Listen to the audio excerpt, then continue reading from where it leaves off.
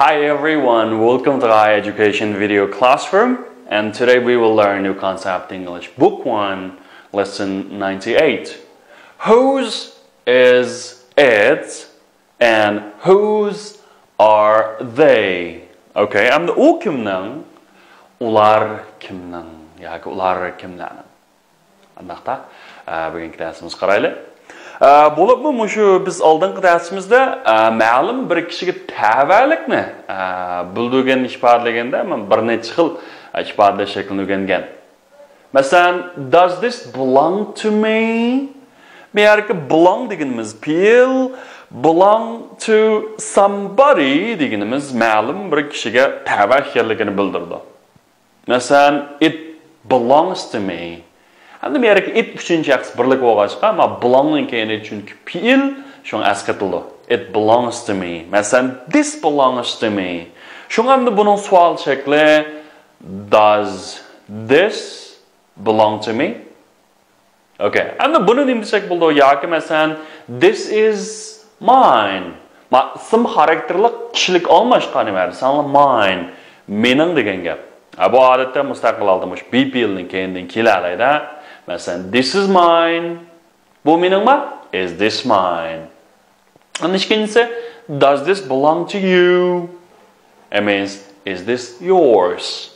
And bu sizning deganda, this is yours. Okay, men sizning deganda-chi? I'm yours. Okay, I'm yours. And next one is, does this belong to him? And bu uningga tavami? Demek onun deganda his deydi shunami? And is this his? Bu uningma? Is this his? So does this belong to her? Bu uningga tavami? Okay. Does this belong to her? Bu uningma degandek. Demek is this hers? Shunami? Demek hamda bu yerga ayollarga hers. Okay, hamda does these belong to us? And bular bizga tavami?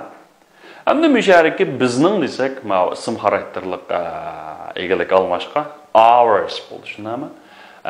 Mening was mine. And does these belong to you? Bu sizga tavami? Are these yours?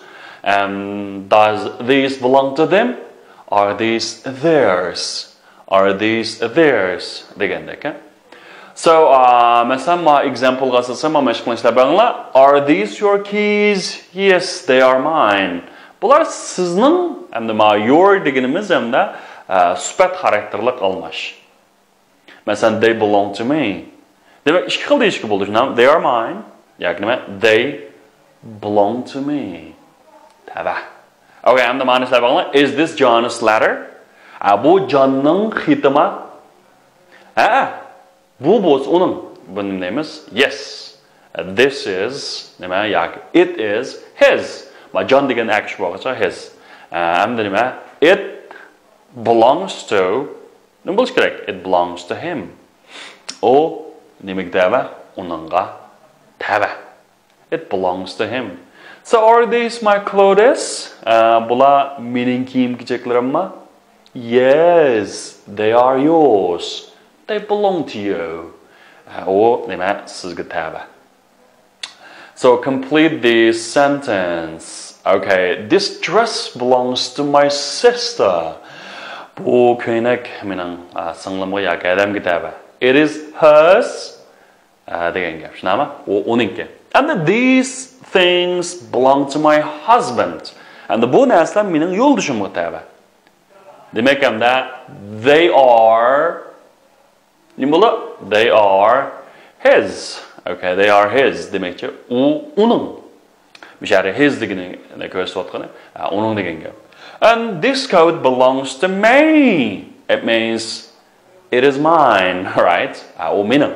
Ma ism xarakterlik almashqa mine kelgan gap. Manimcha, these shoes belong to my wife. Okay, it means they are. Okay, ma ayollar qaysi qilib balla? Ayollarga they are hers. Shunami? They are hers. And these books belong to my brother. and me. Okay. Demek hamda they are my brother and me. Demek mening inim bilan yoki akam bilan manga. Bu degan gap hamda bizga degan gap, shunami? And they are bizning degancha bo'lsa, nima deytoq? Mening demakchi bo'lsa, mine deytoq. And bizning ism xarakterlab qo'ygancha ours.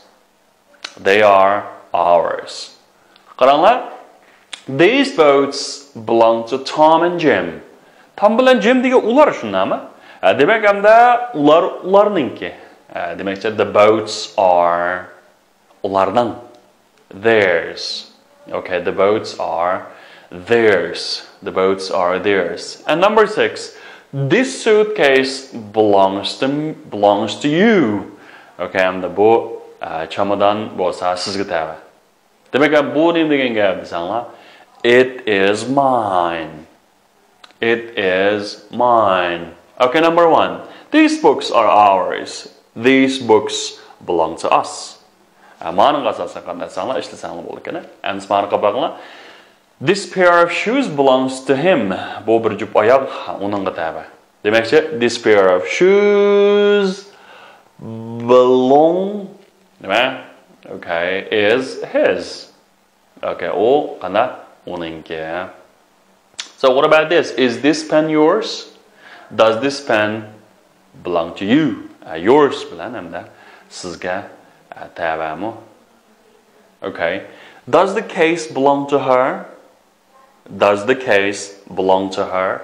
The name is the case hers? Demakchi, bu chamodan uningmi? Is the case hers? Okay, B. Answer these questions. Are these your books? And bular sizlarning yoki sizning kitobingizmi? Desa, yes. They are mine. Ular bo'lsa mening. They belong to me. Ular menga tava. Demak, hamda ikki xil ifodalaydi ekanmiz. Birga u meningki, yana birga menga tava. Bu ikkilisi o'xshash gap hamlayapti. Masalan, is this John's letter? Yes. It is John degan o'g'il bo'lishi nima? His. Nima? It is his. It belongs to him. O uningga tava. Endi ma him deganimiz misha to'ldiruvchi bo'lib kelgan almash shakli. Masalan, are these my clothes? Bu mening kiyim-kechaklarim. Yes, they are yours. They belong to you. O sizga tava. O nima? Sizningki. And are these children's pencil? Balaninki qalamlarmi? Yes, they are theirs. They belong to them. Ular qanday? Ularga tava. Okay. And let me add a chant. Biz o'qiydigandan bor ekan. Masalan, does this belong to me? Is this mine? Does this belong to you? Is this yours? Does this belong to him? Is this his? Does this belong to her? Is this hers? Does this belong to us? Are these ours? Does these belong to you? Are these yours? Does these belong to them? Are these theirs? Okay, endi mana ko'p o'qib bo'lsanglar, brigada hamda sizlarniki asla qilsanglar intan ko'p yardım tegadi. Bo'ldi. Bugungi dars mushagicha bo'lsin. See you next time. Goodbye.